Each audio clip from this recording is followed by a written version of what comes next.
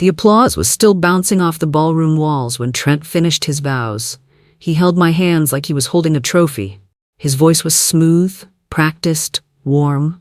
People dabbed their eyes. His mother smiled like she was watching a movie she had paid for. His boss stood near the front, clapping hard, proud. I smiled too. Not because I felt happy, because I had an envelope tucked into my bouquet, and the paper inside it felt heavier than any ring. When the MC turned toward me and lifted the microphone, I didn't take it. I lifted the envelope instead. "My vows can wait," I said. My voice came out calm, even though my heart was punching my ribs. "First, I need to read her letter." The room didn't just quiet, it tilted, like the air changed. Trent gave a quick laugh, the kind people use when they think a joke will save them. "Babe, what?" I slid my finger under the flap and pulled out the page. The handwriting was neat, confident. I read the first sentence out loud. Trent's face didn't turn red, it went blank, like someone had unplugged him. Behind him, his boss stopped clapping mid-applause, hands still raised, frozen in the air. Silence hit the room so hard it felt like a door slammed. A few guests shifted in their chairs. Someone's fork clinked against a plate. I heard it because everything else stopped. Trent leaned toward the microphone, his lips barely moving. "Elise," he whispered, like my name was a warning. "Don't do this." I didn't look at him. I looked at the paper. I kept reading. Dates, places, words he never said to me anymore. Promises written like vows, only not to me. "I miss the way you look at me," I read. "Not like a wife. Like a mistake you're scared to admit." A gasp rolled through the tables like a wave. Trent's mother's smile tightened. His best friend's wife covered her mouth. Trent tried again, louder this time, still smiling for the crowd. "This is not what it looks like." I turned the page, slow and careful, like I was handling a fragile thing that could cut me.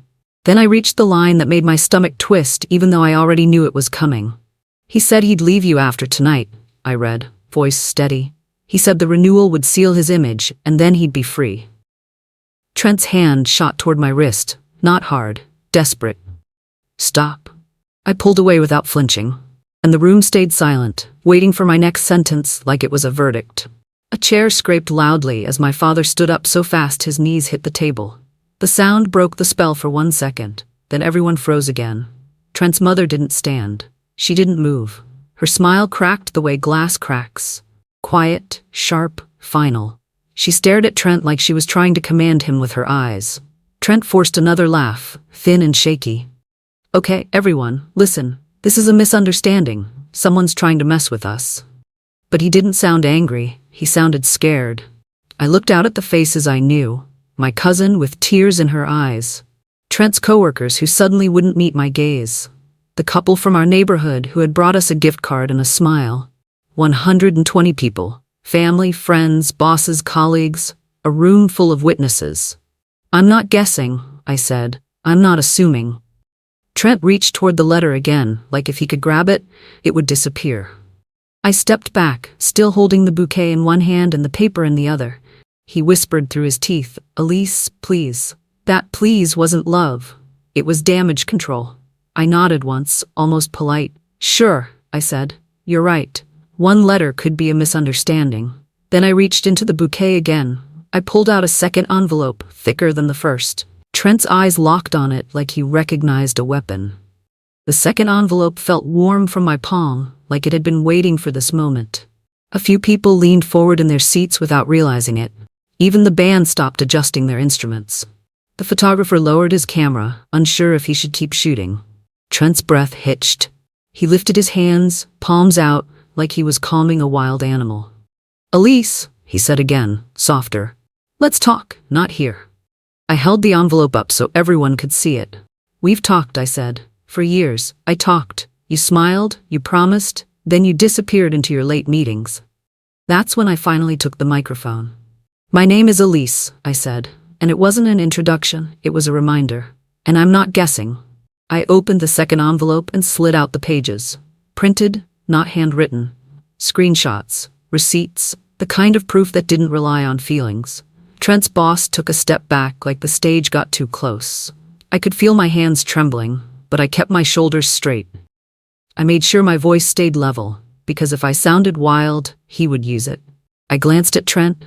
His eyes were angry. They were pleading. And for one painful second, a memory flashed. Trent on our wedding day, whispering that I was his whole world. That was the lie that carried me through the quiet years. The flashback hit me hard, and I let it. Because the first time I suspected something wasn't tonight. It was months ago in our kitchen, when I saw a number on his phone and he turned the screen away like it burned. Months earlier, our house had been quiet in the worst way. Not peaceful, just empty. Trent came home late so often that I started eating dinner alone without thinking about it. When he did walk in, he kissed my cheek like a routine, not a choice. "It's work," he always said. "Big quarter, big pressure." I wanted to believe him. I told myself I was being dramatic. I told myself good wives didn't act like detectives. Then his business trip started. 2 nights in Boston, 1 day in DC, a client dinner that ran until midnight. He always had a story ready, and the stories were smooth. Too smooth. One night, he left his suit jacket on the back of the chair. I picked it up to hang it, and something slid from the inner pocket and landed on the floor. A hotel receipt, not a fancy one. Not a mistake you could laugh off. A normal hotel in our own county, only 20 minutes from our home. My throat went tight. I stared at the date. It was a night he told me he'd been at the plant until 2 a.m. I sat on the edge of the bed with that thin piece of paper in my hand, feeling like my whole marriage had turned into a puzzle with missing pieces. When Trent walked in and saw the receipt on the quilt, he stopped so fast his keys jingled. "What's that?" he asked, too calm. And I knew the next thing I said would change everything. I didn't accuse him that night. I held the hotel receipt carefully and asked very softly, "Did you stay here?" Trent blinked once, then stepped closer. No anger, no panic, just calm reassurance, the kind he'd always used when something needed smoothing over. "Oh, that," he said, letting out a small laugh. "Client emergency. I didn't want to wake you." His tone was warm, familiar, safe. He took the receipt gently from my hand like it might hurt me. "Elise, you know I'd never disrespect you like that." And I wanted to believe him. I needed to believe him. So I nodded. I chose trust. I folded that uneasy feeling and put it somewhere quiet inside myself. Weeks passed normally. Dinners, small talk, careful smiles. I told myself marriages had phases. Distance didn't always mean betrayal. Then one night, while he showered, his phone buzzed on the kitchen counter. Locked screen. Just a preview. One line. "She doesn't suspect anything, right?" My stomach dropped so fast I grabbed the counter to steady myself. The phone buzzed again, then went dark. And suddenly I understood something terrifying. There was a conversation happening somewhere. And I wasn't part of it. I didn't unlock his phone. I didn't snoop. Not yet. I simply memorized the number from the preview before it disappeared. That message wasn't romantic. It wasn't sweet. It sounded strategic, possessive, like someone checking on progress. When Trent came back from the shower, he kissed my forehead casually and grabbed the phone without hesitation. No guilt, no fear, just routine. That confidence scared me more than anything. A few days later, I noticed something else. He carried his gym bag everywhere now, even to quick errands. One afternoon he left it open by accident. Inside, tucked in the side pocket, was another phone. Smaller, older model, powered off. My hands shook, but I didn't touch it. I just looked. Second phone meant second life. And suddenly, every late night, every meeting, every unexplained gap made perfect, painful sense. I closed the bag exactly how I found it. Quiet wife mode, I realized, wasn't weakness, it was cover. Because if I exploded too early, I'd lose the truth. And something inside me whispered that whoever sent that message already knew about me. Instead of confronting him again, I watched, not dramatically, quietly, carefully. I noticed patterns. Tuesdays he stayed out later. Thursdays he seemed distracted all day. Certain business trips lined up too neatly with industry events I knew he wasn't attending. His second phone disappeared into that gym bag like clockwork. Always with him. Never charging openly. I started keeping mental notes.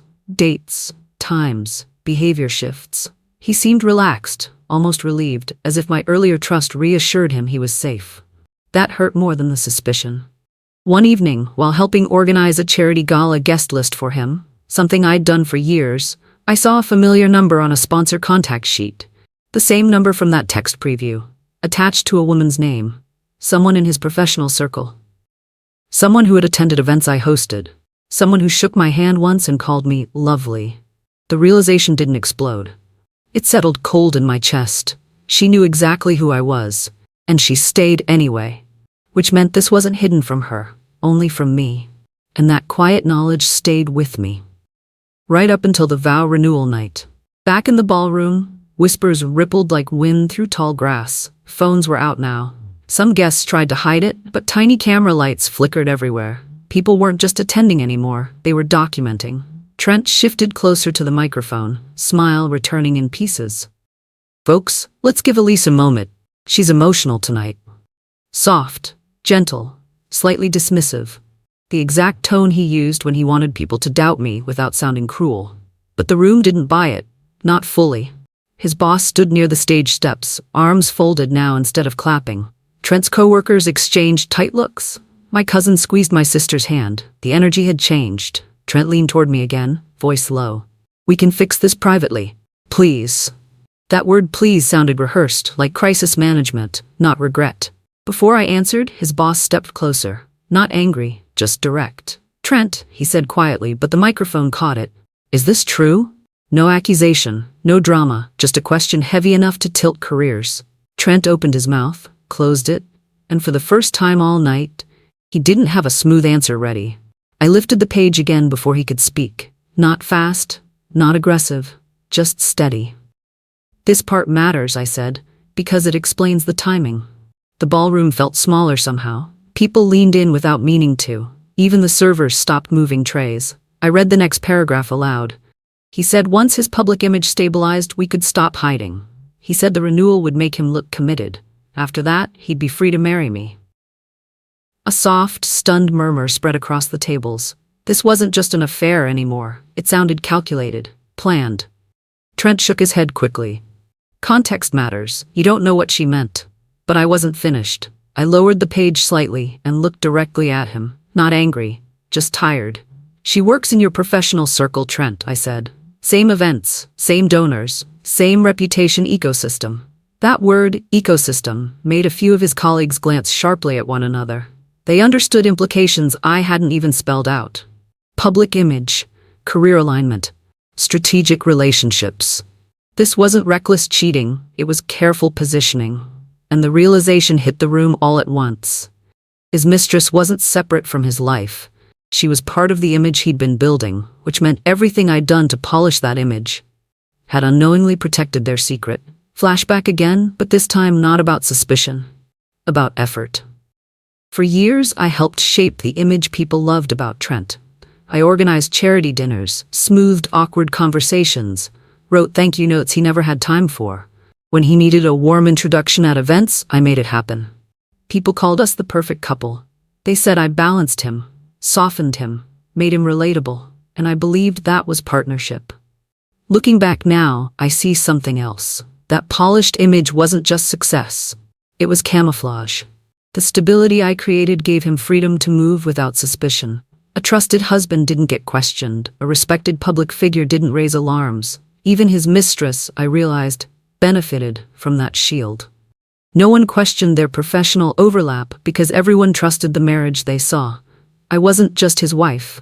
I was his credibility. And tonight, standing under those ballroom lights, I understood the full weight of that truth. I had unknowingly protected both of them, which meant every smiling photo, every event I hosted, had quietly helped hide the affair. Back in the ballroom, Trent's mother moved quickly toward me, smile tight but controlled. Sweetheart, she said softly, trying to guide me off stage, let's take a break. Emotions are high. Her grip wasn't aggressive, but it was firm.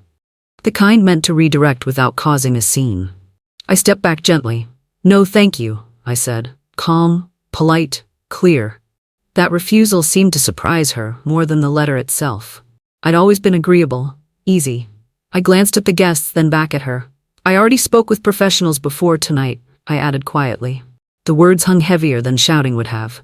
Trent froze beside me. His mother's expression flickered, calculation replacing reassurance. Professionals meant planning. Evidence. Intent. This wasn't a spontaneous emotional outburst anymore. It was preparation.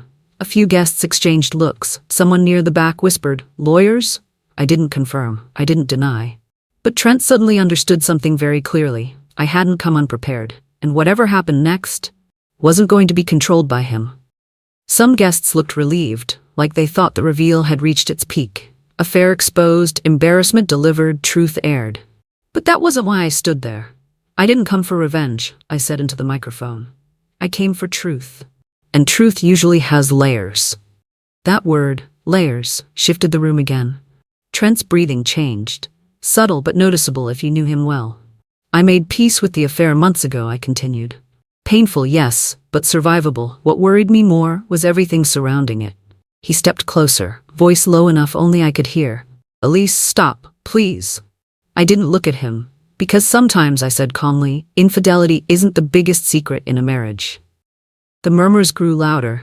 Guests leaned in again. Even those heading toward the exits slowed.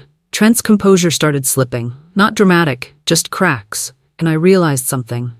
Fear for him wasn't about embarrassment, it was about exposure. Because he knew exactly what I was about to reference next.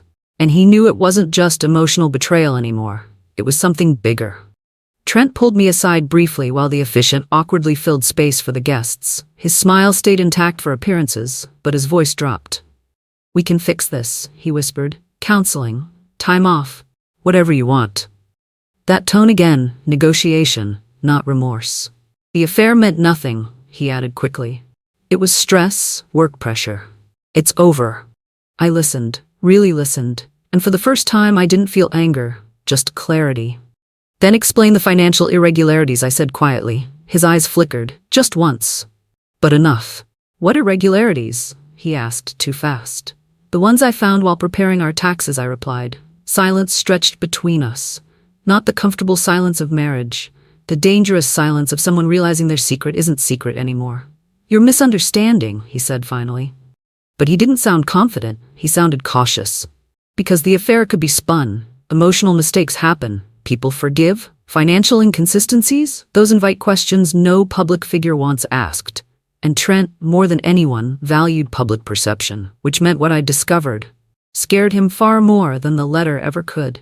Flashback again.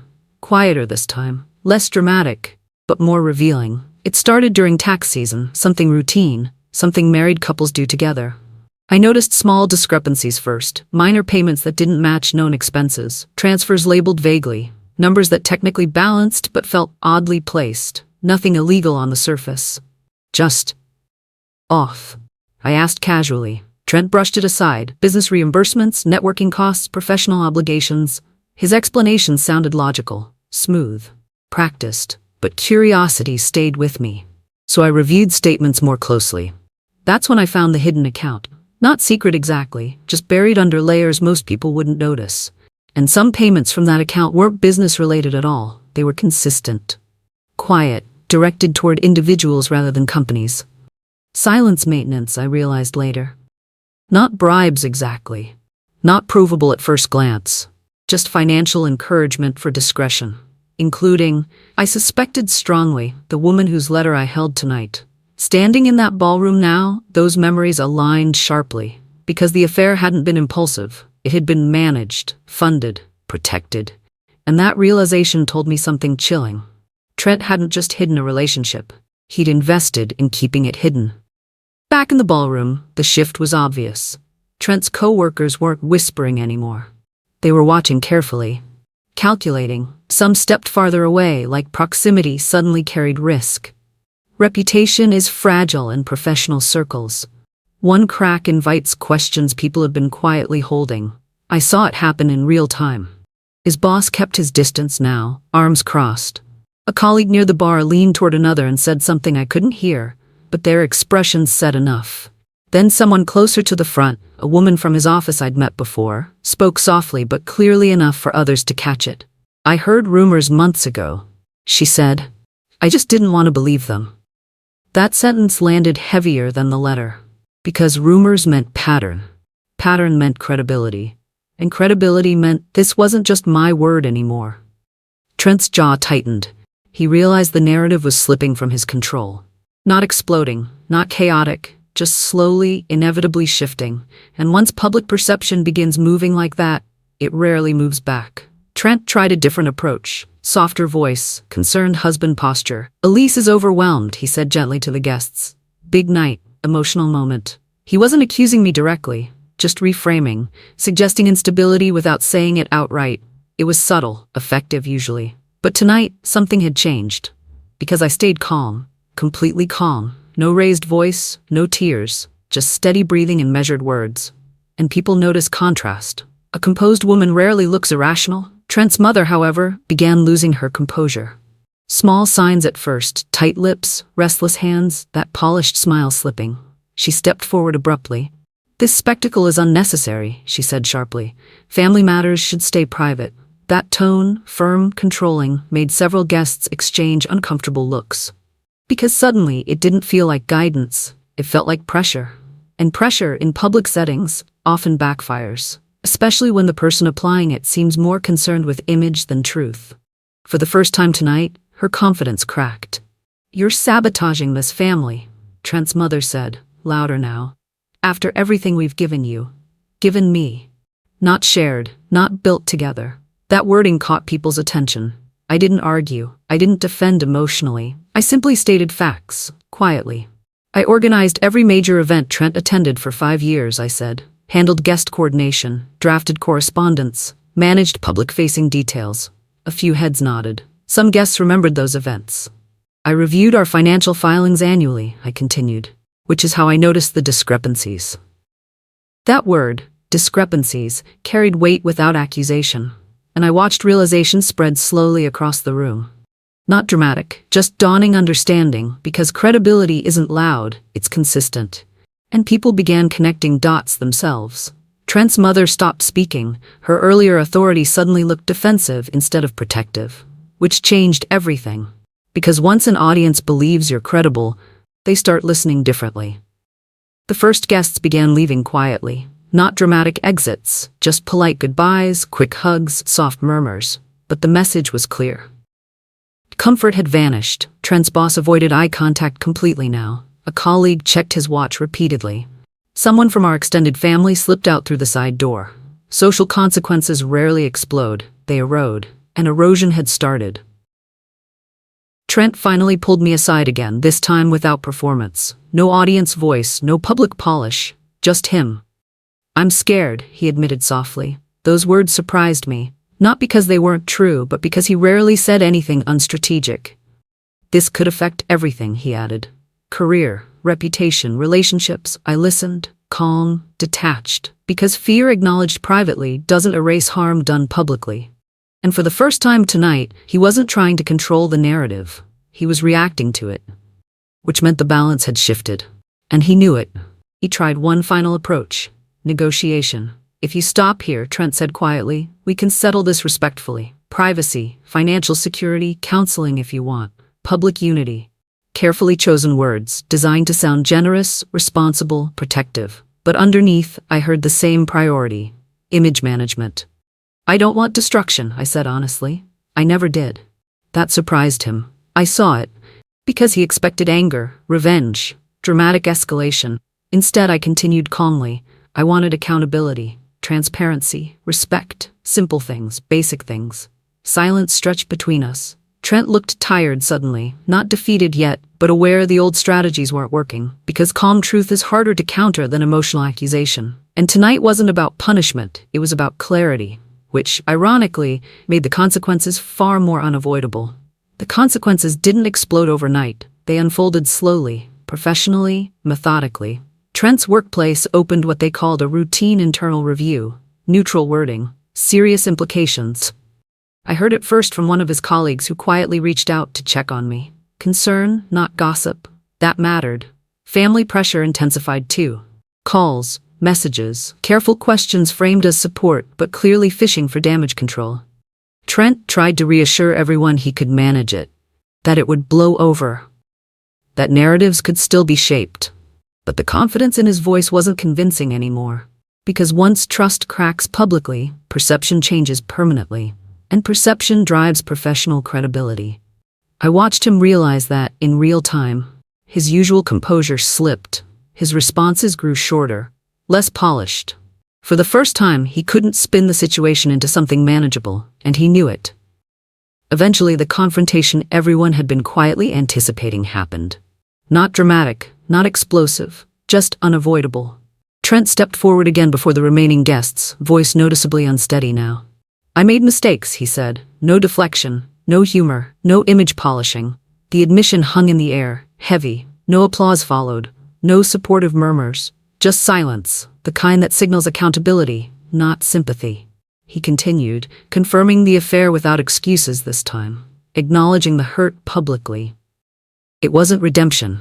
It was reality finally catching up, and no one rushed to rescue him.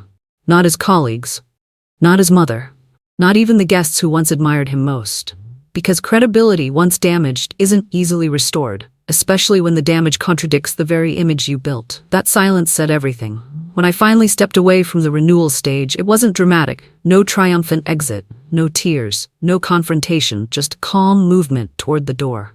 Several guests approached quietly, supportive words, gentle hugs, genuine concern. My father's hand rested briefly on my shoulder. My mother's eyes held steady reassurance. Friends offered presence, not advice. It meant more than applause ever could, because validation rooted in truth feels different than admiration built on image. As I reached the exit, I noticed something unexpected. Relief. Not victory. Not anger. Relief. The weight of pretending, of doubting myself, of managing appearances, gone. And in its place, clarity. Sometimes truth doesn't feel explosive, it feels peaceful. Weeks passed, quietly. Life stabilized in small, practical ways. Work continued. Friendships deepened. Family support stayed steady. People treated me with a kind of respect I hadn't realized I was missing before. Not pity, respect. Meanwhile, Trent handled the professional and social consequences himself. Reviews, difficult conversations, reputation repair attempts. We spoke once, calmly, privately. Closure, not reconciliation. No accusations, just acknowledgement of what had happened and what couldn't be undone. It wasn't dramatic, it was honest. And honesty, even late, still matters. Looking back, I don't see revenge, I see correction. I didn't expose him to destroy him. I spoke because silence was erasing me. Truth didn't ruin our marriage, the deception did.